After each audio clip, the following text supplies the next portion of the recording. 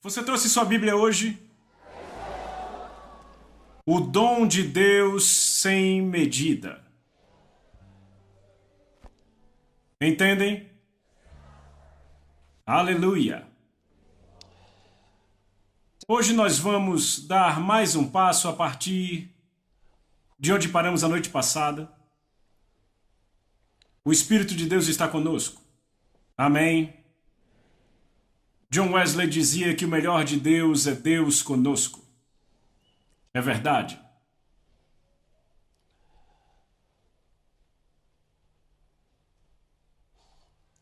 Sabe, o Espírito disse: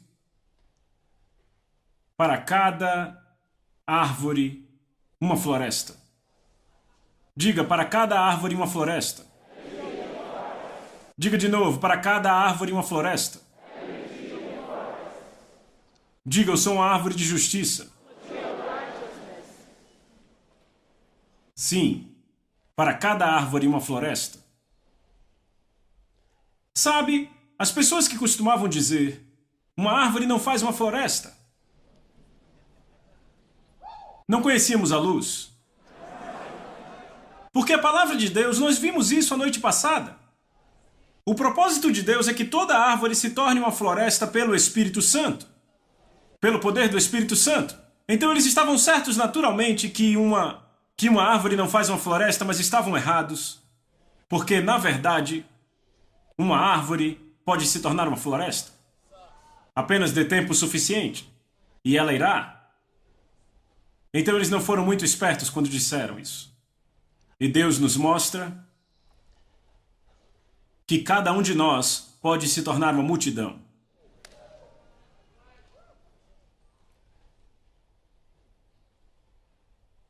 Sabe, eu gosto do que é dito se referindo a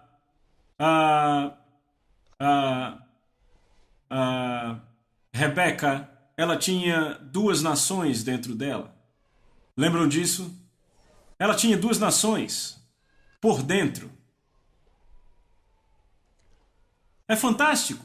Quantas pessoas têm nações dentro delas? Abraão tinha nações dentro dele. Certo? Jacó carregou nações.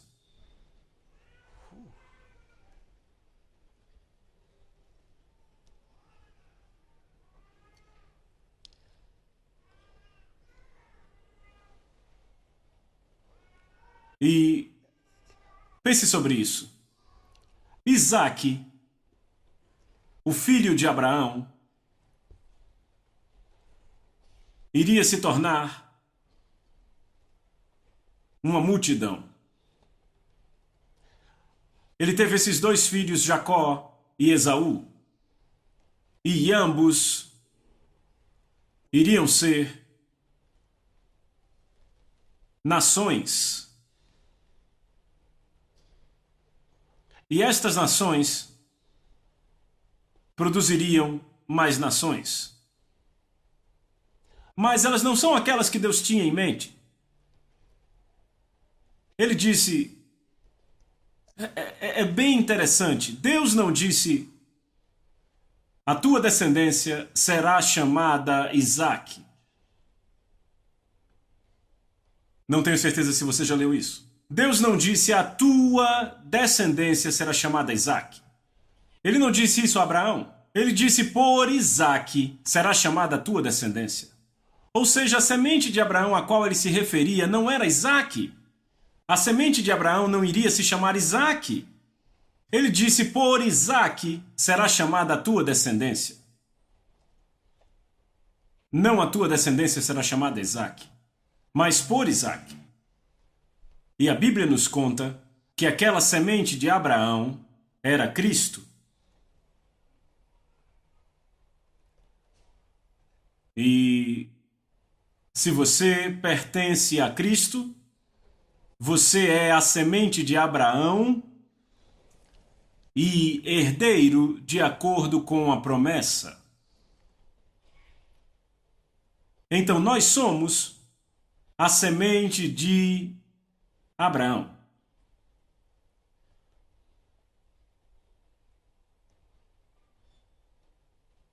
E Cada um de nós tem o potencial de uma multidão. Quando você vem para Cristo,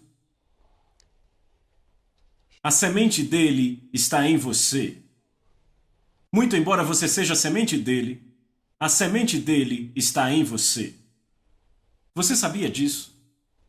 A Bíblia diz que a semente de Deus está em você. Como você pode permitir que essa semente morra sem se reproduzir? A semente de Deus está em você. O que você vai fazer? Se você acha que você nasceu da sua mãe como uma pessoa tímida, graças a Deus, isso não é um problema. Você pode dizer, eu não sei como falar para muitas pessoas. Graças a Deus, isso é maravilhoso. Por quê? Porque essa coisa da qual falamos não é por força. Entendem? Deus não está procurando aqueles que sabem falar.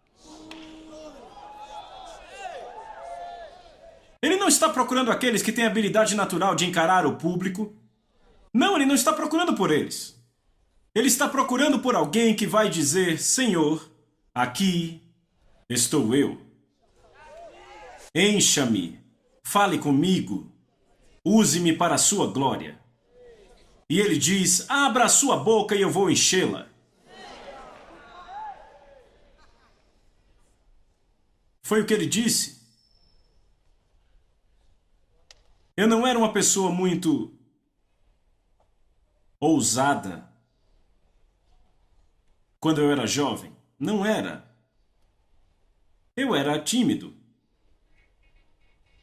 Ficava sempre na minha.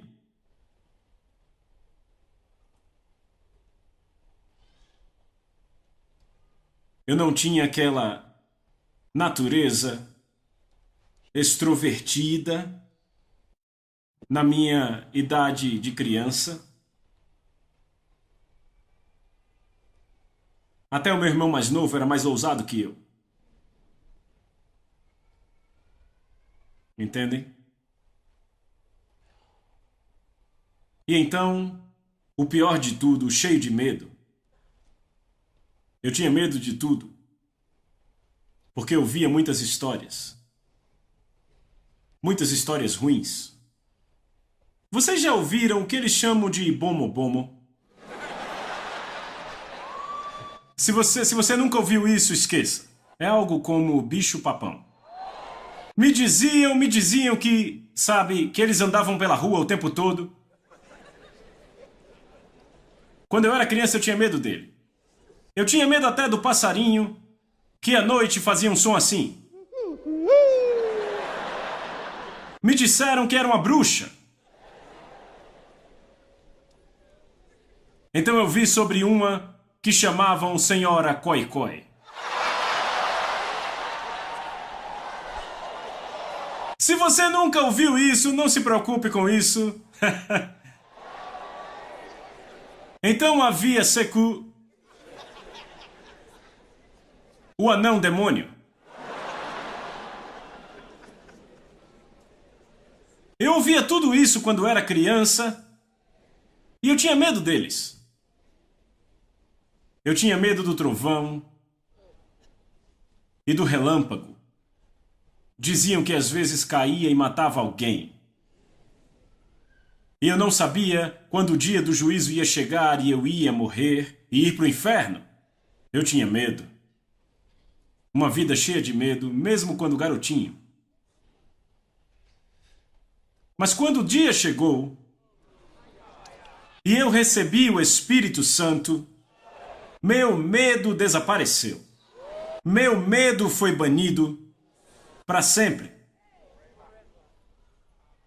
E desde então, eu não tenho nenhum medo. Nada me assusta. Nada me abala.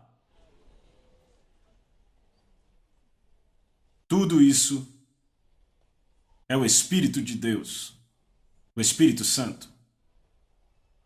Eu que não falava com ninguém, agora eu sou ousado, eu falo com qualquer um. Porque eu sei que o Espírito Santo falará por mim. Eu não tenho que premeditar o que é que eu vou dizer, porque eu vi na palavra que Jesus disse, quando te levarem diante de autoridades, governadores e etc. Ele disse, não se preocupe com o que vai dizer. Ele disse, porque o Espírito do seu Pai falará através de você. Na hora que você precisar, Ele falará por você. E eu confiei em Jesus. E tem sido assim. Aleluia! Então eu digo a você, não se preocupe com como você nasceu. Não se preocupe com como você cresceu. Tudo isso não conta. O que importa é receber o Espírito Santo. Quando você recebe o Espírito Santo, as palavras dele virão através de você com poder. Você pode confiar nele. Essa é a forma de confiar nele. Não diga o que eu vou dizer, diga, Senhor, a tua palavra está em minha boca. Você falará através de mim. Isso é tudo que você precisa. E comece. Você diz, como eu começo? Não se preocupe, ele diz, abra sua boca e eu vou enchê-la. Ele encherá sua boca com as palavras certas. Não se preocupe com cometer algum erro. Isso não significa nada. Por quê? Porque ele vai usar as suas imperfeições e aperfeiçoá-las. A Bíblia diz que temos esse tesouro em vasos de barro, para que a excelência do poder seja de Deus e não nossa. Então esses são vasos de barro. Mas esse tesouro está lá. E a excelência do poder é de Deus, não da nossa origem, não da nossa educação, não da nossa nacionalidade. Não. Não. Não. Você pode não gostar da sua aparência. O que você não entende é a glória de Deus. Não se preocupe com sua aparência. Uma vez que você começa e deixa o Espírito Santo dominar, você será a coisa mais bonita do mundo.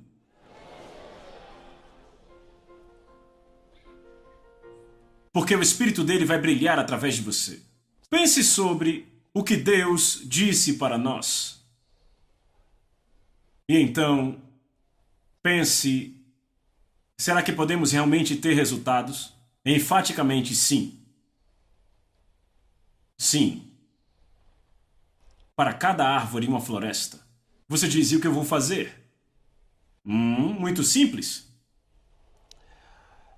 Primeiro, o entendimento dos princípios fundamentais.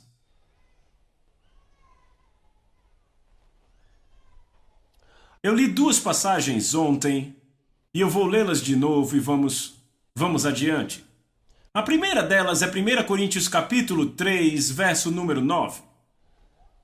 1 Coríntios capítulo 3 e verso 9. Abra, por favor. Leia, 1, 2, vá. Porque somos cooperadores com Deus. Lavoura de Deus, edifício de Deus sois vós. Vamos parar por um minuto. Quem está falando, de quem ele está falando e quem está falando com quem? Veja, Paulo o apóstolo está escrevendo para a igreja de Coríntios. E ele diz, aqueles de nós, os líderes que foram ministrar a vocês, nós somos, ele está dizendo à igreja, ele diz, nós somos cooperadores com Deus. Então ele diz à igreja, para a congregação em Corinto, ele diz, vocês são lavoura de Deus. Significa o jardim de Deus. Vocês são lavoura de Deus, o edifício de Deus. Então todos nós aqui, todos nós somos líderes. Somos aqueles que ministram a outros. Somos cooperadores com Deus. Esta não é a congregação. Esta é a congregação de trabalhadores. Estão me ouvindo? Nós somos os trabalhadores, estamos nos reunindo aqui. Esta é a nossa conferência, ok? E podemos dizer ao resto da congregação, vocês são a fazenda de Deus, vocês são o jardim de Deus, vocês são a lavoura de Deus, mas nós somos cooperadores com Deus. Entendem? Diga, eu sou um cooperador com Deus. Essa sentença significa o que trabalha junto. Vem, que trabalha junto, cooperador. Então, diga, eu trabalho junto com Deus. Eu trabalho junto com Deus. Então, todo líder de célula é um cooperador de Deus. Porque Deus trata de construir vidas. Deus está interessado em salvar almas. Porque Deus amou o mundo de tal maneira que deu o seu único filho para que todo aquele que nele crê não pereça, mas tenha vida eterna. Deus enviou seu filho para salvar o mundo. E nós somos cooperadores com ele no salvar as almas perdidas. Então cada líder de célula é um cooperador com Deus. Aleluia! Diga, eu trabalho junto com Deus. Um colaborador de Deus. Eu sei quem eu sou. Eu tenho responsabilidades. Aleluia! O outro verso que eu li para vocês na noite passada foi 2 Coríntios capítulo 6, versículo 1. 2 Coríntios capítulo 6 e verso número 1. Acharam? Certo. E ele diz, e nós, na qualidade de cooperadores com ele, também vos exortamos a que não recebais em vão a graça de Deus. É como um líder de célula dizendo aos membros da sua célula, eu não quero que você receba a graça de Deus em vão. Entendem? Ele está dizendo a eles. Por quê? Porque ele é um cooperador com Deus. Ele foi até eles para falar sobre a graça de Deus. E ele não quer que eles recebam essa graça em vão. Ele diz, vocês têm que pôr isso em prática. Vem, e nós, na qualidade de cooperadores com ele, ministramos a congregação e dizemos a eles para não receber a graça de Deus em vão. Estamos dizendo, deixe que essa graça produza resultados em sua vida. Nós somos cooperadores com ele. Significa que somos colaboradores. Se você ler as novas traduções, além da palavra cooperadores, temos colaboradores. Eu acredito que vocês já notaram isso. As novas traduções dizem que somos colaboradores. Então somos trabalhadores. Aleluia! Ok, então, agora vamos para o Evangelho de Mateus capítulo 9, lendo a partir do verso 37. Então, Evangelho de Mateus capítulo 9, a partir do verso 37. Encontraram? Certo, leiam. E então se dirigiu a seus... A quem? Seus discípulos, sim. A seara, na verdade, é grande. Quem está falando? Jesus está falando. E então se dirigiu a seus discípulos, a seara, na verdade, é grande. Mas este é o problema. O problema não é a seara. Nunca foi esse o problema. A seara nunca foi o problema. É o número de trabalhadores.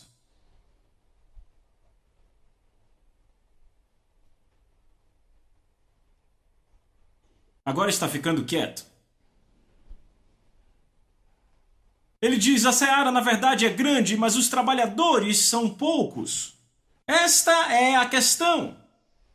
Os trabalhadores são poucos.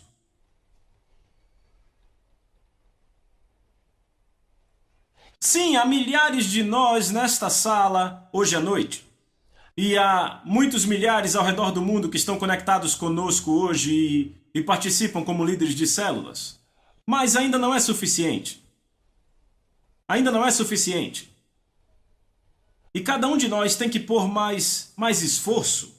Olhe para o desejo do mestre. Volte para o versículo 37 e vamos ler então o versículo seguinte. E então se dirigiu aos seus discípulos, a seara na verdade é grande, mas os trabalhadores são poucos. Veja o verso 38.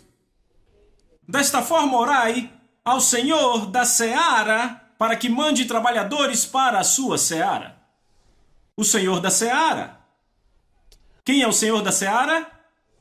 O Espírito Santo. Ele está aqui. É o Senhor da seara. Ele disse, orai, pois, ao Senhor da seara para que mande trabalhadores para a sua seara. Para que ele mande trabalhadores para a sua seara. Vamos ver uma dessas coisas que ele fez. Atos capítulo 13, lendo a partir do verso 1. Atos capítulo 13, verso 1. Ele diz, vamos ler, 1, 2, vão. Havia na igreja de Antioquia profetas e mestres. Na igreja, não é?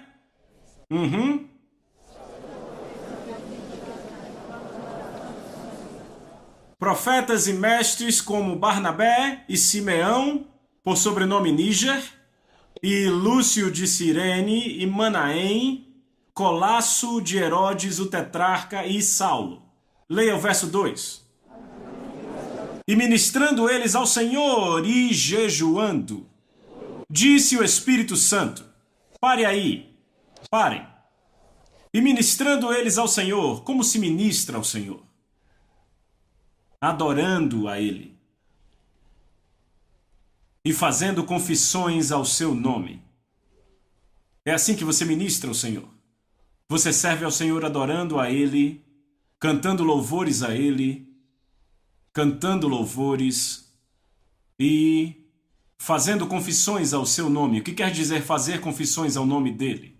Você fala da sua grandeza, você declara o que ele fez, suas obras maravilhosas, os atributos da sua grandeza no mundo e a grandeza do poder dele para o seu poderoso nome. Sabe aquelas belas coisas que ele fez em sua vida? Você faz isso e está confessando ao nome dele, significa confessando suas palavras. Confessando palavras, falando palavras, que são consistentes com o que ele disse a respeito dele mesmo. E você diz essas coisas ao nome dele. É isso que tu és, Senhor. Aleluia. Ah, você mudou minha vida, você me deu vida. Entendem isso? Belas coisas que você pode dizer sobre Deus. E dizendo essas coisas sobre Deus e o adorando, você está ministrando ao Senhor. E é isso que eles estavam fazendo e também estavam jejuando. Ok? Então ele diz aqui no verso 2, ministrando eles ao Senhor e jejuando. Quem falou? Ele diz, o Espírito Santo disse, separai-me Barnabé e Saulo. Ele não disse separe Barnabé e Saulo. Ele disse separai para mim. Alguém disse, ele separou Barnabé e Saulo. Barnabé para esse lado, Saulo para o outro. Não é o que ele disse. Ele disse, separai-me para a obra. Não simplesmente separai-os em mim, porque todos eles estavam nele. Mas ele diz, para a obra, a qual eu os tenho chamado. Veja, isso é bonito. Estamos falando do Senhor da Seara enviando trabalhadores para a sua seara. Então, você vai para o verso 3 e vê. E então, jejuando e orando e impondo sobre eles as mãos, eles os despediram. Eles, os apóstolos, profetas e mestres que estavam lá, enviaram eles, os despediram. Então a Bíblia diz, veja o verso 4, leiam o verso 4 todos. Enviados, pois, pelo Espírito Santo. Veja isso de novo. A primeira vez a Bíblia diz que o Espírito Santo enviou. E agora no versículo 4 ele diz, enviados, pois, pelo Espírito Santo. Vem, o Espírito Santo é o Senhor da Seara. Então eles foram enviados pelo Espírito Santo, desceram a Seleucia e dali navegaram para Chipre. E chegados a Salamina, anunciavam a palavra de Deus. Aleluia! Anunciavam a palavra de Deus. Foi o que fizeram, anunciaram a palavra de Deus. Foram enviados pelo Espírito Santo. Então trabalhadores foram enviados para a Seara, pelo Espírito Santo. Ele diz, orai, pois, ao Senhor da Seara para que mande trabalhadores. Como você ora ao Senhor da Seara? Como você ora ao Senhor da Seara? Ei! Você fala com ele como fala com o Pai? Entendem? Você fala com o Espírito Santo como fala com o Pai, em o nome do Senhor Jesus Cristo. Jesus disse que podíamos orar ao Espírito Santo, foi o que ele disse. Ele disse, orai, pois, ao Senhor da Seara. Então você pode falar com o Espírito Santo. Como fala com o Pai. Porque o Espírito Santo é Deus. Aleluia. O Espírito Santo é Deus.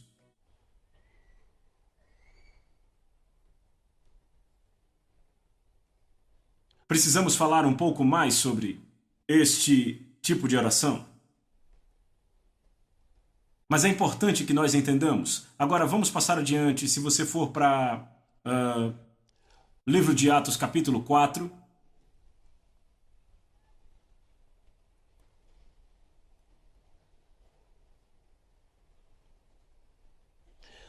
Vocês lembram da cura daquele homem coxo que nunca tinha andado na vida em Atos, capítulo 3, que se arrastava na porta do templo, chamada Formosa?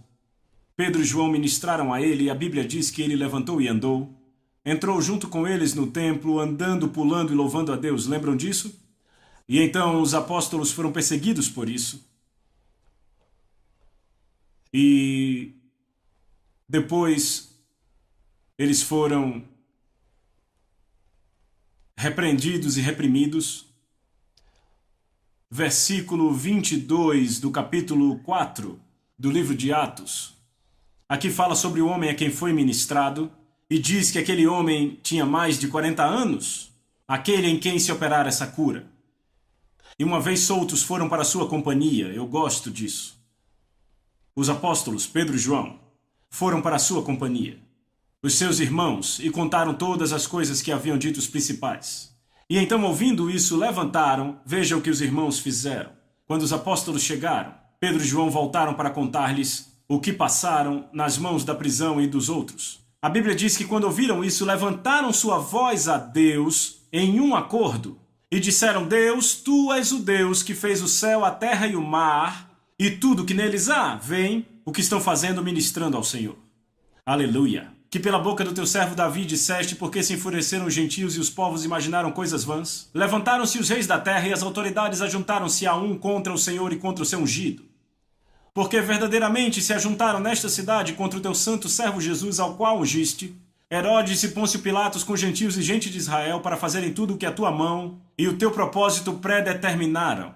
Agora, Senhor, olha para as ameaças e concede aos teus servos que com toda a intrepidez anunciem a tua palavra, enquanto estendes a mão para fazer curas e sinais possam ser feitas pelo nome do teu santo Filho Jesus. Eu gosto disso. Veja o verso 31, é fantástico. Tendo eles orado. Por favor, digam, tendo eles orado. Aleluia! E tendo eles orado, tremeu o lugar onde estavam reunidos, e o quê? Todos ficaram cheios do Espírito Santo e anunciavam a palavra de Deus com intrepidez. Aleluia! Agora notem algo muito bonito. Ele diz, tendo eles orado, o lugar tremeu e foram todos cheios do Espírito Santo. Agora todas essas pessoas já tinham recebido o Espírito Santo, não estavam recebendo ali o Espírito Santo.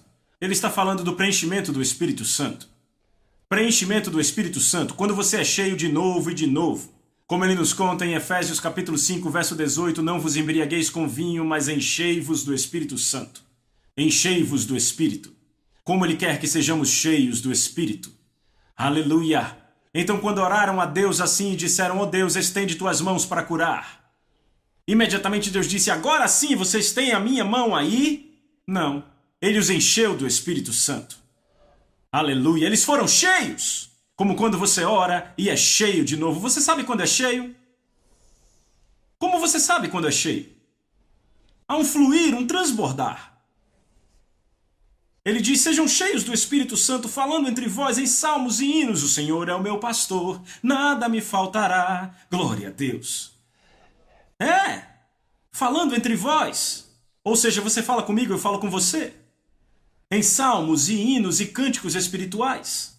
Cantando, fazendo melodias em seu coração para o Senhor. Cantando. Tudo isso acontecendo, fluindo de você. Glória a Deus. Eu faço tantas coisas extraordinárias quando estou cheio do Espírito Santo. Algumas vezes estamos tão cheios ou bêbados que começamos a balançar, não nos importamos quem está ao redor. Oh, glória a Deus, é assim mesmo. E algumas vezes vem para nós e rimos. Sabe, você não se importa com quem está ouvindo você. E você ri. Hum.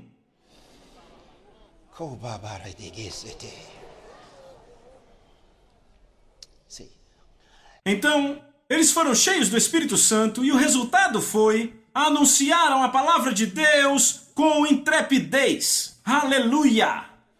É isso! Quando você é cheio do Espírito Santo, o resultado será falar a palavra de Deus com intrepidez, com ousadia.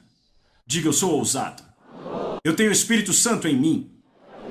E sabe, se em qualquer momento você tiver vontade, você não está engessado, ok? Porque algumas vezes você pode pensar: ei, sabe, e seu coração pode bater um pouco mais rápido e você pensa: como eu faço isso? Ei, relaxe. Apenas se embriague. Sabe? Se embriague. Não com a garrafa. Não com vinho numa garrafa. Não, ele diz: não se embebede com vinho onde há excesso. Você não precisa disso. Você não precisa disso. Ele diz: mas seja cheio do Espírito Santo. Entre no seu quarto, feche a porta, fale em línguas. Fale em línguas, fale em línguas, fale em línguas, fale em línguas. Será que está alto? Não se preocupe, fale em línguas. Até que você comece a bambear e rir. Fale em línguas. Não pare até que esteja tão cheio e você sabe porque sabe que está cheio. A incredulidade vai voar pela janela. A dúvida vai embora. E agora que você está cheio, você se veste. Agora estou pronto para ir. Estou pronto para ir. E você sai andando como um gentleman. Mas eu te digo, quando você começar a falar, aleluia, haverá poder. Poder para efetuar mudanças. Poder que não pode ser negado. Aleluia. Glória a Deus. Então ele diz para orarmos ao Senhor da Seara que enviar trabalhadores para a sua seara. Hoje à noite, estamos vendo estes princípios para a seara. O que devemos fazer? O que devemos fazer? Será que eu posso... Alô? Pode um fazendeiro escolher quando ele quer a colheita?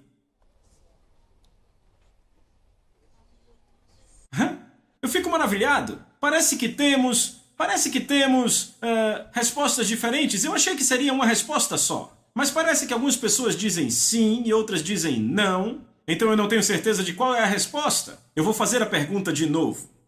Pode um fazendeiro decidir quando ele vai ter a colheita?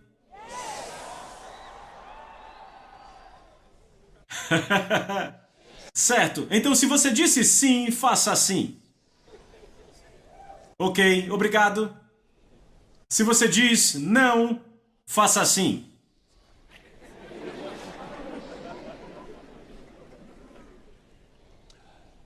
Pode um fazendeiro decidir quando vai ter sua colheita?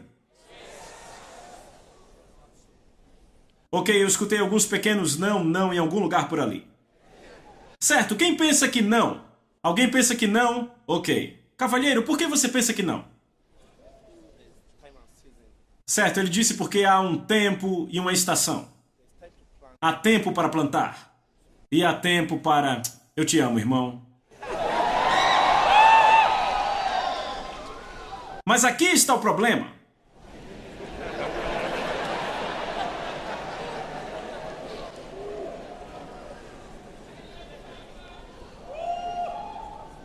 Precisamos entender que quando Deus disse que não deixará de haver sementeira e ceifa, você não ouviu?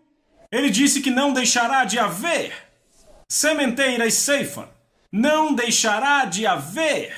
Vocês não entendem? A sementeira não cessa. A ceifa não cessa. Você não entende? Significa, Deus tornou possível para a sementeira continuar de novo e de novo, de novo e de novo. Ela não cessa. Sementeira, sementeira, tempo de semear. Alguém diz, mas há um tempo para semear ali. Sim, há. Agora nós entendemos como isso funciona e sabemos como manipular a terra.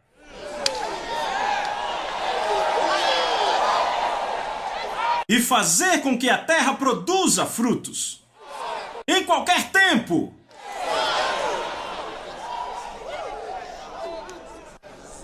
Aquele dia passou. Quando diziam não podemos cultivar porque... Não podemos cultivar porque o quê? Podemos mudar isso. Oh... Segrodingos caparadides.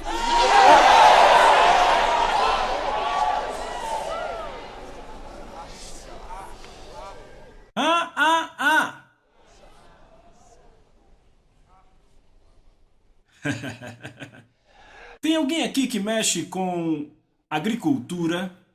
Algum grande agricultor aqui? Tem certeza, irmão? Certo, você ouviu o que ele disse a respeito do tempo de plantar. Você concorda com ele? Ah, você não concorda com ele. Os tempos mudaram, não é? Podemos gerar a sementeira de novo e de novo. Obrigado, irmão. Bem. Só um momento. Algum bom advogado pode ter me observado e pode dizer, mas o pastor Chris não deixa eles dizerem nada, ele impõe tudo a eles. Sabe, eu coloquei as palavras na boca dele. Bem, mas ele é esperto o suficiente, ele sabe do que eu estava falando, não é? Eu fiz de novo. Mas de alguma forma é verdade. Glória a Deus. É verdade. Glória a Deus. Até as escrituras dizem que a sementeira não vai cessar. Então onde está o interregno? Vocês não entenderam.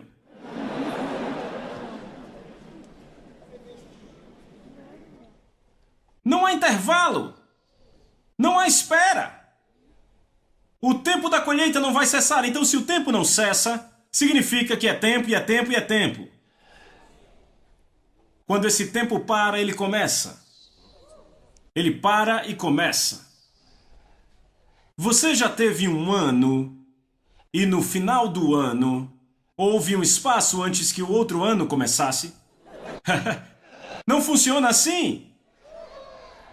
Um ano termina e então começa outro ano. Irmão, o tempo do plantio simplesmente vai rolando. Grite amém, alguém! É isso que Deus diz o tempo todo. Há certas pessoas que não entendem. Então eles deixam para a natureza. Sabe, algumas pessoas pensam, por que você tenta apodrecer as coisas? E eu digo, como assim apodrecer as coisas? Se Deus quiser que os tomates cresçam, eles crescerão. Se Deus quiser que a chuva caia, ela cairá. Vá na China e eles estão fazendo a chuva cair por eles mesmos. Eles não esperam mais por Deus. Eles fazem a chuva cair, eles criam a chuva agora.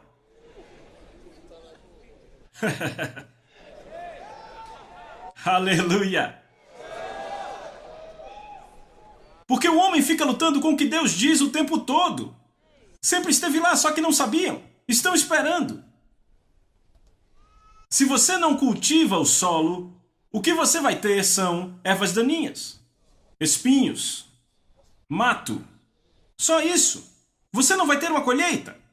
Se você quiser ter uma colheita, você vai ter que ter domínio, exercer domínio sobre o solo. E a Bíblia diz que Deus deu ao homem domínio sobre toda a terra. Então exercite o domínio. Livre-se das ervas daninhas. Are o solo. E demande o que você quer plantando a semente certa. E se aquele solo não é bom o suficiente, como vimos, a solos áridos, o que você faz? Você o muda? Você o altera? Tudo isso é possível agora. Você cultiva o que quiser quando... não importa. Se você não gosta... Eles dizem, sabe, por razões climáticas, Então você cria outra atmosfera. É o que você faz. É o que você faz. Aleluia. Bem, eu disse tudo isso para dizer o seguinte. Se o homem puder entender isso tão naturalmente, porque agora ele entende os princípios, você não entende que é a mesma coisa no reino do Espírito? Toda verdade é paralela, foi o que Morris Cerullo disse e eu creio. Toda verdade é paralela, porque a Bíblia diz assim. Então podemos entender coisas espirituais olhando o natural. Por que é assim? Porque a Bíblia diz que Deus fez esta terra como uma sombra do céu. Então a terra está cheia da bondade de Deus. Não é fantástico? Mas o que ouvimos hoje, muitas pessoas apenas experimentam tudo que há de mal nesse mundo. Ainda assim, a Bíblia diz que a terra está cheia da bondade de Deus. Eles não estão atentos à bondade, e se você procurar a bondade de Deus, você encontra. Se você atentar para isso e vê-la em sua vida, você verá. Mas muitos encontram apenas o mal. Então ele nos diz, se você apenas me deixar ajudar você. E o que ele disse? Eu vou te tornar rico. Glória a Deus. Então, a primeira e mais importante parte desta seara que é tão grande, sabendo que você tem que tomar o controle e produzir uma colheita a qualquer hora, a primeira coisa é a oração. Chamamos a oração que prevalece. A primeira coisa é a oração que prevalece. Ela é a número 1. É disso que você precisa. Esta é a coisa número 1 que você precisa. Então a oração, ela não muda Deus. É muito importante que você ponha isso aí. Ela não muda Deus, porque veja que você deve considerar as benevolências de Deus e a providência dele. Ok? Que já está manifesta na palavra dele. E manifesta ao nosso redor, para que saibamos que Deus está predisposto a fazer o bem. Ele sempre quer fazer o bem. Sempre.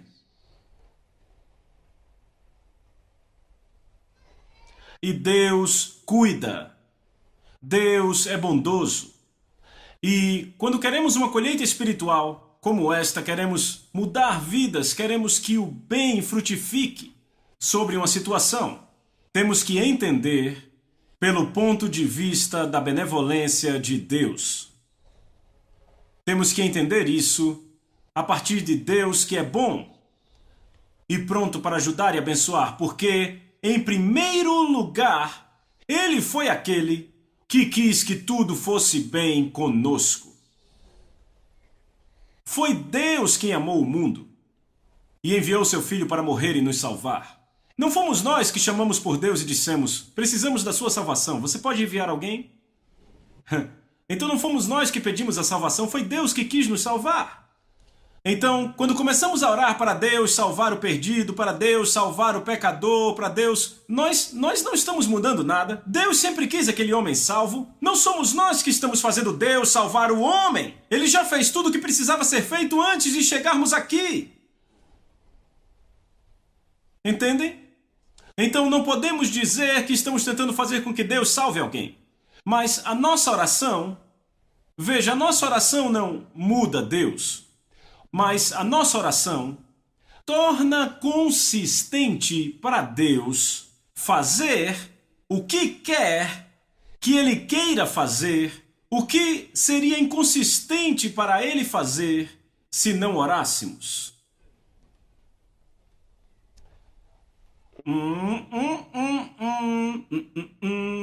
Então alguém diz, rebobine.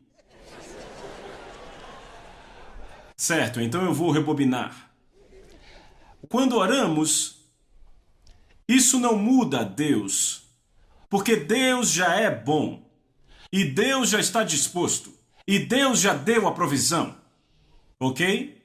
Então, quando oramos, isso não muda Ele.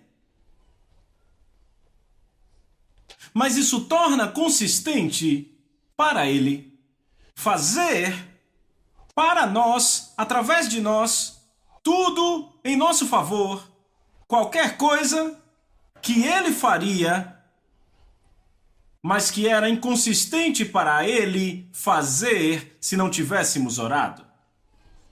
Deixa eu pôr assim. Vou pôr assim. Aqui está um cara que está furtando, roubando e matando. E é inconsistente para a natureza de Deus, de bondade e justiça, pegar esse homem, muito embora Jesus já tenha morrido por ele, muito embora todo o bem que Deus faria por ele já tenha sido feito, na estratosfera legal, ele já fez. Então, Deus é inconsistente com a natureza dele ir adiante, pegar esse homem terrível como ele está agora e guiá-lo pelo caminho da bênção, porque ele fez tanto mal, muito embora já tenha sido pago, mas ele não mudou. Porque eu estou orando por ele, Deus não vai trazer nova salvação, mas não é consistente para Deus, que é santo e bondoso e justo, alcançar esse homem mau. Mas porque eu estou orando, se torna consistente por causa da minha oração, para Deus alcançar esse homem e dizer: Ele está orando por você. E Ele estende uma graça específica sobre esse homem, porque eu orei. Entendem agora? É assim que mudamos a vida das pessoas. E o que há de bonito sobre tudo isso é que podemos fazer isso por todo e qualquer pecador. Contanto que eu seja específico, podemos fazer isso por qualquer um, se nós fizermos o que devemos fazer, que se chama oração que prevalece. Sabe o que é a oração que prevalece? Eu vou ler para você daqui a pouco. Não é a oração que você ora e sai andando. Não é a oração que você ora e vai embora. Este é aquele tipo de oração que pesa tanto em seu coração, até que, embora seu coração esteja sangrando, ela não te deixa. O tempo todo a sua mente volta por aquela pessoa por quem você está orando. Você está lutando pela alma dela. Você está lutando, literalmente lutando pela alma dela. Ou já houve tempos em que eu estive orando por um indivíduo, ou até mesmo orando por um grupo. E era como se estivesse chegando o dia de fazer um exame muito sério. Entendem? Não importa o que eu estivesse fazendo. Apenas vinha à minha mente. Eu ficava perturbado. Eu tinha que voltar e orar. E orar de novo até que aquela coisa acontecesse. Pesava sobre a minha mente. Pesado. Era como uma perturbação. E então eu estava fazendo qualquer outra coisa, sabe, normal. Então, de vez em quando, voltava. Porque ainda não está feito. Ainda não está feito. E então eu orava, e orava, e orava. E derramava meu coração diante de Deus e orava, com lágrimas, clamor, e chorando para Deus. Isso tem que ser feito. Vem, porque eu estou orando por alguém. Isso se chama intercessão. Ok? Você está intercedendo, você está se pondo na brecha, ficando na brecha, por aquele. Ok? E você está orando e orando e orando, e o seu coração ainda não está livre. E até que ele esteja livre, você não consegue deixar. Algumas vezes já levou dias, algumas vezes semanas ou meses. E eu simplesmente sabia que estava ali. Você não consegue parar. Não consegue parar.